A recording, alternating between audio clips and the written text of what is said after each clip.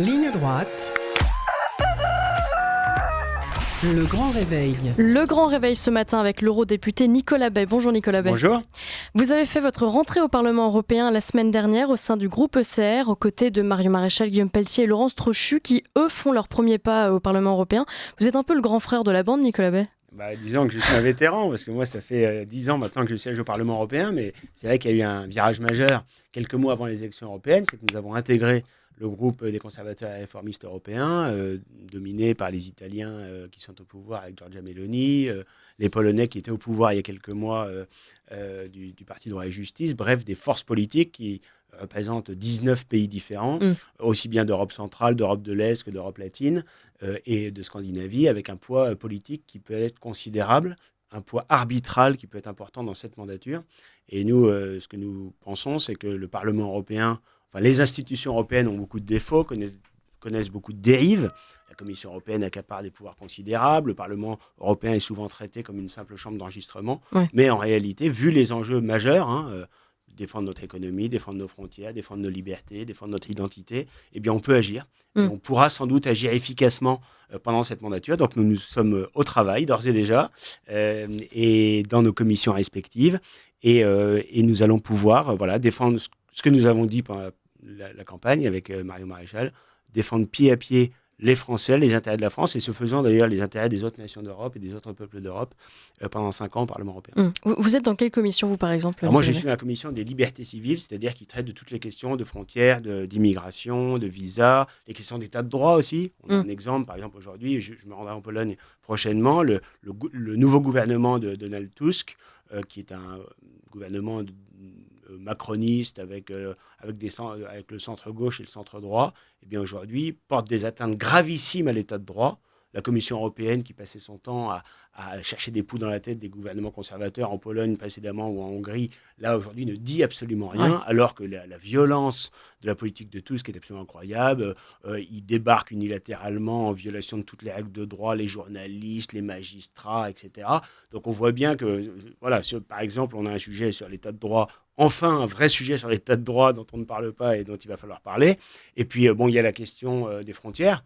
Aujourd'hui, et de la question plus générale de l'immigration. Même Olaf Scholz, le chancelier libéral allemand, est obligé de rétablir des contrôles aux frontières, c'est-à-dire de remettre en cause le principe de Schengen, c'est-à-dire le principe de la libre circulation. On a l'impression qu'il y a une espèce de révolution interne là, à l'Europe, que certains pays se manifestent. Vous savez, ils sont tous rattrapés par le réel. L'idéologie se fracture sur le réel. Et évidemment, la question migratoire, à l'échelle d'un pays, ne peut pas être totalement résolue, donc ça nécessite des vraies politiques européennes. Et ce que nous défendons avec nos alliés du groupe ECR, c'est le triptyque. D'abord, empêcher les arrivées. Ensuite, protéger les frontières. Et enfin, faciliter les expulsions. Empêcher les arrivées, c'est d'abord rétablir ce qu'a fait Giorgia Meloni avec la Tunisie, avec l'Égypte, avec un certain nombre de pays de la rive sud de la Méditerranée. Rétablir des vrais partenariats pour aider ces pays à eux-mêmes contrôler leurs frontières sud de l'Afrique subsaharienne et éviter les arrivées, c'est-à-dire arrêter de traiter en permanence le problème de l'immigration en aval, c'est-à-dire l'arrivée sur nos côtes ou par la route des Balkans, et le traiter en amont de manière responsable, ce sera d'ailleurs plus respectueux de ces populations, plus respectueux aussi des pays concernés, y compris des pays d'émigration, et ça permettra enfin de ne plus avoir un continent européen qui est submergé, parce qu'aujourd'hui c'est ça le problème, et la France est au sein du continent européen est peut-être le pays le plus submergé, puisque comme nous sommes les mieux-disants sociaux, eh bien, tous ceux qui affluent par l'Espagne, par l'Italie, etc., eh bien, finissent par arriver en France, parce qu'en France, eh bien, on peut vivre au crochet de la France, au crochet des comptes publics et des comptes sociaux sans travailler. Alors, vous avez salué les résultats de l'Italie en matière d'immigration clandestine, 65% de moins par rapport à 2023, mais l'immigration légale, elle, a augmenté de 50% en Italie. On en parle un peu moins. C'est quand même un sujet préoccupant malgré tout. Est-ce qu'on a tendance à sous-estimer, à relativiser ce phénomène-là ? Oui, alors ce qui est certain, c'est qu'on ne peut pas décorréler l'immigration clandestine de l'immigration légale, parce qu'en réalité, ça se cumule. Ouais. Et d'ailleurs, la politique de l'Union européenne a trop longtemps été, et c'est de l'orientation de Ursula von der Leyen que nous combattons, l'idée étant de dire, finalement, on ne veut plus d'immigration illégale, on veut que de l'immigration légale, comme si elle était meilleure. En réalité, il y a un certain nombre de pays, et c'est le cas de l'Italie, qui a un déficit démographique terrible, bien supérieur à celui de la France, et qui a un besoin de main-d'œuvre. Donc, c'est ce qui a fait que Giorgia Meloni a accepté le principe d'avoir un peu d'immigration légale, c'est une immigration aussi temporaire, hein. Mm. Il n'y a pas de titre de séjour définitif, il n'y a pas de naturalisation, Ouais, il n'y donc a, c'est contrôlé. a pas de droit du sol. En clair, c'est des immigrés qui ont plutôt vocation à rester quelque temps et à repartir. Mm. Ce que la France a connu d'ailleurs dans les années Ouais. 60 ou 70, avant le regroupement familial. Ouais. Nous, le problème qu'on a en France, c'est qu'ils viennent, ils sont sûrs d'être tôt ou tard régularisés, même quand ils viennent clandestinement, sûrs d'être tôt ou tard naturalisés et sûrs de ne pas avoir besoin de travailler. Bon, c'est quand même une situation très différente. Mais la lutte de Giorgia Meloni contre l'immigration clandestine produit des vrais résultats. Et là, on voit aussi qu'il ne suffit pas de parler, il faut agir. Et ce n'est pas ceux qui parlent le plus ou le plus fort qui agissent le mieux dans ce domaine. On se souvient tous de Nicolas Sarkozy qui avait finalement claironné, qui lutterait contre l'immigration, et puis il a fait le contraire. Aujourd'hui, on a en France une situation hors contrôle. Darmanin nous explique qu'il y a un problème migratoire, sauf qu'on n'a jamais eu autant d'immigration, aussi bien légale que clandestine. Giorgia Meloni, c'est un peu le contraire. Elle est discrète, elle met en place une vraie politique de moyen et de long terme, et cette politique de moyen et de long terme produit déjà ses effets. Et quand elle protège l'Italie d'immigration clandestine, parce qu'on est dans un espace de libre circulation, en réalité, elle protège toute l'Europe. Comment se positionne l'Union européenne sur ces sujets-là, sur par exemple le sujet Mélanie, le sujet de la Hongrie, etc. Est-ce qu'il y a des sanctions ? Est-ce que ces pays arrivent malgré tout à exercer leur propre politique migratoire ? On sait très bien qu'au sein de la Commission européenne, pour des raisons idéologiques, on combat les gouvernements conservateurs. Et la Hongrie ou la Pologne, j'en parlais tout à l'heure, on a fait les frais ces dernières années. S'agissant de l'Italie, c'est un pays fondateur de l'Union européenne. C'est un grand pays, contributeur net au budget de l'Union européenne. Donc évidemment, il est bien plus en position de force que des pays comme la Hongrie ou la Pologne. Donc la Commission européenne est obligée de composer avec. Mais ce qui est important, c'est que nos idées continuent de progresser et que nous soyons au pouvoir dans d'autres pays. Aujourd'hui, en Finlande, en Suède, nos alliés du groupe ECR participent à des coalitions au pouvoir. Là aussi, ce sont des grands pays qui sont, enfin des grands pays, ce sont pas les plus grands pays, mais c'est des pays qui sont contributeurs nets au budget de l'Union européenne, donc ils sont en position de force vis-à-vis de Bruxelles. Ils ne sont pas dépendants des fonds structurels. Voilà, c'est quand même une différence notable, donc ce qu'il faut, c'est faire le bras de fer, clairement. On a une Commission européenne dont on sait que la tendance naturelle, l'inclination naturelle, c'est d'accaparer tous les pouvoirs, de s'arroger des pouvoirs que ne lui donnent pas les traités, et de faire plier les États, de faire plier les peuples, de faire plier les gouvernements, en particulier ceux qui sont récalcitrants à ces politiques ultra-progressistes, de suppression de toutes les protections, de dilution de notre identité.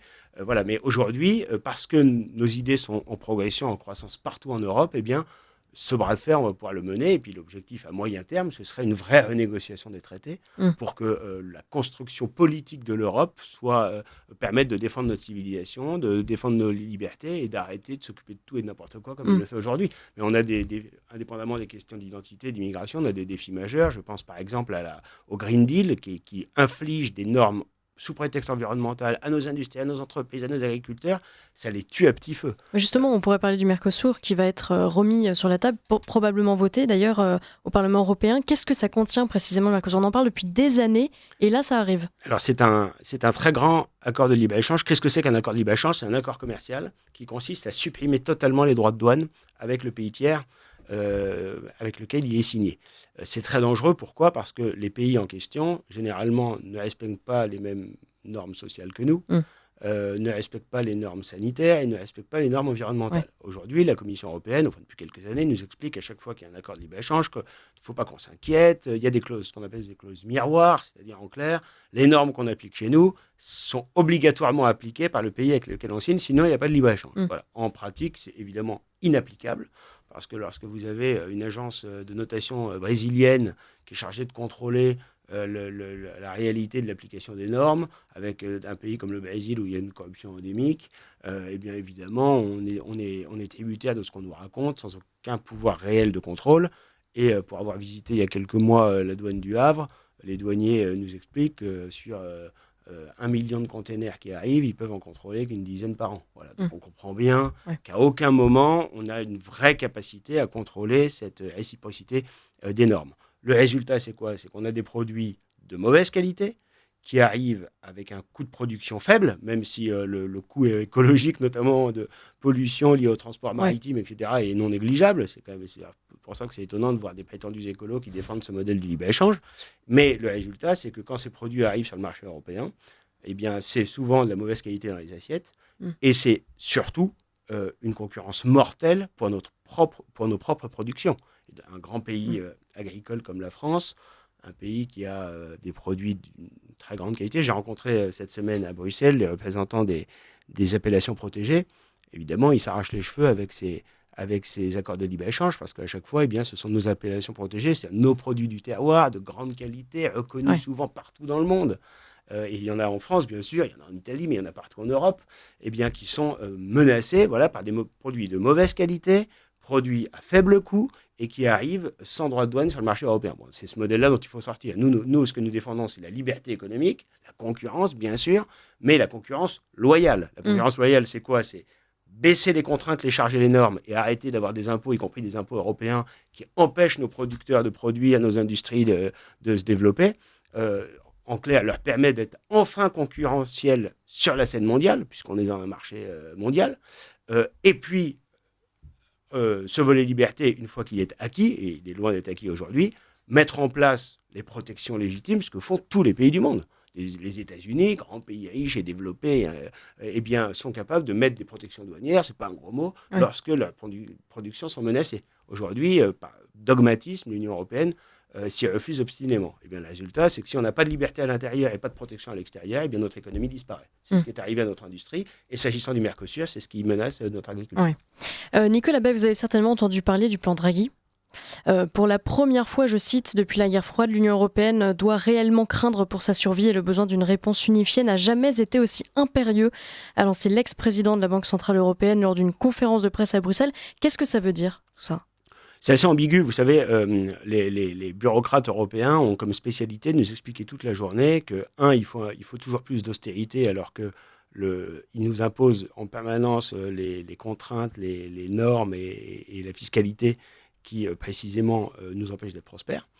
Et puis, il nous explique aussi qu'on a un déficit démographique en Europe, ce qui est indéniable, et que le seul moyen de le combler, et c'est sans doute ce qu'il faut lire entre les lignes des propos de Mario Draghi, eh bien, ce serait d'avoir recours à l'immigration. Voilà. Sans, évidemment, en passant sous silence les conséquences apocalyptiques, on peut le dire, de cette immigration de masse. Conséquences sur notre économie, effondrement social, et puis conséquences sur notre sécurité et sur notre identité.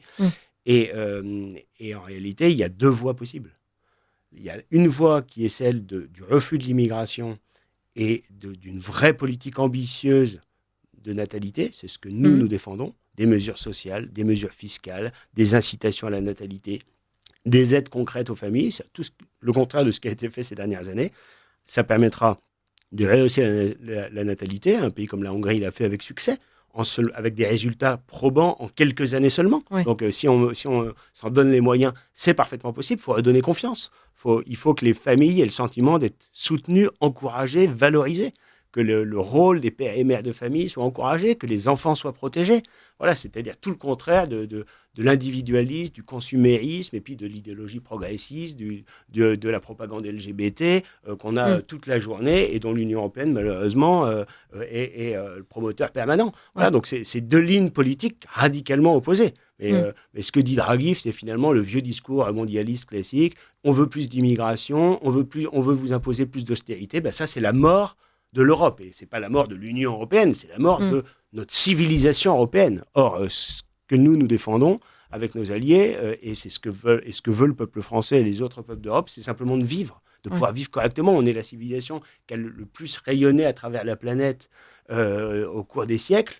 Et aujourd'hui, eh bien, à s'infliger en permanence des contraintes que les autres ne s'infligent pas, à se flageller sur notre histoire, notre culture, notre civilisation, eh bien, on est dans une période de régression majeure sur la scène mondiale, de déclassement total. Eh bien, il faut évidemment sortir de ce schéma-là et je pense que c'est possible dans les années qui viennent parce qu'il y a une résurgence des nations et des identités, il y a l'émergence de nouvelles forces politiques partout en Europe. Et on voit d'ailleurs, quand on voit que des gouvernements libéraux comme en Allemagne finissent par reconnaître qu'il y a un problème majeur à l'immigration et donc en catastrophe prennent des mesures qui remettent en cause tous les grands dogmes de l'Union européenne, c'est affligeant sur le plan de la politique parce que gouverner c'est prévoir et c'est le contraire de ce qu'ils font. Mais c'est quand même rassurant parce qu'à un moment donné, eh bien, le réel rattrape l'idéologie. Nicolas Beige, j'aimerais vous faire réagir. Il nous reste 3 minutes à l'actualité française, politique française, avec Michel Barnier, nouveau Premier ministre, qui doit nommer un nouveau gouvernement. Comment vous analysez cette séquence ? On ne vous a pas encore entendu là-dessus, en tout cas pas à notre antenne. D'abord, la nomination de Michel Barnier, ensuite ce nouveau gouvernement avec... peut-être le tour d'honneur finalement des Républicains qu'on croyait disparus à tout jamais. Finalement là, ils réapparaissent d'une certaine manière. Vous, comment vous analysez cette séquence ? Moi, je pense que les Républicains apparaissent pour ce qu'ils sont, c'est-à-dire peu ou prou des supplétifs du macronisme. Voilà. Maintenant, les choses sont clarifiées, ce qui n'était peut-être pas totalement le cas, même si les LR ont été vendus à la découpe au cours des 7 dernières années, avec au fur et à mesure des ralliements à Emmanuel Macron. Moi, je pense qu'Emmanuel Macron a fait la seule chose qu'il pouvait faire, c'est-à-dire nommer un Premier ministre centriste. Alors, est-ce que ça allait être une personnalité de centre-droit ou de centre-gauche ? C'était ça la grande inconnue. Finalement, c'est tombé sur le centre-droit, mais ça aurait pu en être autrement. Je ne porte pas le jugement négatif sur l'homme, je le connais un peu, Michel Barnier. Comme président de groupe au Parlement européen, j'ai eu l'occasion de beaucoup le côtoyer et de parler avec lui au moment des négociations sur le Brexit. J'étais en désaccord avec ce qu'il faisait, puisqu'il défendait les intérêts de la Commission européenne et il a sacrifié par exemple la pêche française. Donc on avait des désaccords, mais j'ai du respect pour l'homme. C'est un homme de valeur sur le plan humain, c'est pas négligeable quand même. Après, je pense que la politique qu'il mènera sera une politique telle que la France en a connue ces dernières années, sous Chirac, sous Hollande, sous Macron. Et donc, je ne pense pas qu'il y ait grand-chose à en attendre. On nous annonce un ministère de l'immigration comme si c'était quelque chose de formidable. Moi, je pense que ce dont la France a besoin aujourd'hui, c'est un ministère de la rémigration plus qu'un ministère de l'immigration. Mais j'aurais tendance à dire, laissons-le faire, attendons de voir. On ne va pas, porter des accusations par anticipation, en quelque sorte. Mais ce que je crains, c'est qu'Emmanuel Macron ait trouvé une manœuvre pour, tout en étant largement minoritaire en France, alors même que la France est largement dominée par les idées de droite, dans l'opinion, on est une fois de plus les centristes, mondialistes et progressistes qui, peu ou prou, soient au pouvoir et dont Michel Barnier sera le bras armé. Voilà, donc c'est ça que je regrette, mais ça nous amène aussi, nous, à nous remettre en question. Comment on fait en sorte que la droite, les nationaux, les patriotes arrivent enfin au pouvoir ? Il faut sortir des divisions, et c'est ce que nous voulons. Travailler avec les autres forces politiques, éviter les concurrences électorales stériles, c'est-à-dire un peu s'inspirer aussi de ce que sait faire la gauche. La gauche, on l'a vu avec la NUPES il y a 2 ans, on l'a revu avec le nouveau Front populaire, indépendamment du fond, on est en désaccord évidemment, mais ils ont cette capacité à se rassembler électoralement par-delà des divergences réelles. C'est ce que nous voulons faire. Nous pensons que le Rassemblement national est une force politique très importante. On a quelques différences. On est économiquement plus favorable aux libertés, plus favorable à la valeur travail, moins étatiste, disons. On est plus conservateur. On pense qu'il faut être capable de s'opposer assez nettement au délire progressiste et aux revendications LGBT, par exemple. Mais on a évidemment des points d'accord majeurs sur les questions d'immigration, sur les questions d'identité. Mais au-delà de ces petites différences bien réelles qui existent et qu'il faut assumer, il faut être capable d'agir ensemble parce que c'est ce qui permettra de gagner demain. On a vu que la marche était encore haute. On a vu qu'aux législatives, il y a eu un espoir formidable. Mais le bloc national, et je salue au passage d'ailleurs la démarche d'Éric Ciotti qui s'est inscrit avec beaucoup de courage, parce que ce n'est pas évident quand on est président de LR de rompre le cordon sanitaire, enfin, après des décennies, et de s'inscrire dans une logique d'union des nationaux. Il faut aller encore plus loin, avoir encore plus d'alliés pour rassembler toutes les familles de la droite et toutes les familles patriotiques pour faire triompher nos idées. Donc se réunir, se rassembler pour gagner demain. Merci beaucoup Nicolas Beige. Je rappelle que vous êtes député européen depuis 2014, que vous avez été réélu, que vous repartez pour un mandat. Bon courage pour ce mandat et merci d'avoir accepté notre invitation. Merci beaucoup.